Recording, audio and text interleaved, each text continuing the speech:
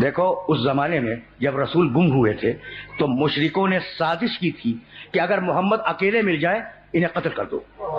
ٹھیک.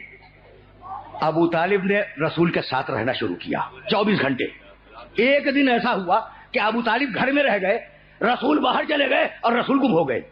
دوڑے ہوئے لوگ آئے اور کہا ابو طالب تمہارا بھتیجا گم ہو گیا ہے. بس یہ سننا تھا. بھائی سننا, یہ واقعہ تمہیں ہدیہ کر رہا ہوں اور کہیں لے جاؤں گا, کہیں لے جاؤں گا, آرام سے اس واقعے کو سن لینا. ابو طالب تمہارا بھتیجا گم ہو گیا. بس یہ سننا تھا کہ سارے بنی ہاشم کے جوانوں کو بلایا اور بلانے کے بعد کہا اپنی تلواریں لاؤ. بنی ہاشم کے جوان تلواریں لائے. کہا دیکھو اپنی آستینوں میں چھپا لو ان تلواروں کو. اور یہ جو مکے کے چہار دیواری میں بڑے بڑے مشرک سردار بیٹھے ہیں نا, ان کے پہلو میں جا کے بیٹھ جاؤ. جوان بیٹھ گئے, اپنے غلاموں کو بلایا.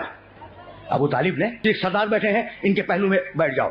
اور دیکھو میں جا رہا ہوں اپنے بھتیجے کی تلاش میں, اگر اسے لے کے آ جاؤں تو ان مشرکوں سے کچھ نہ کہنا, اور اگر میں اکیلا ہوں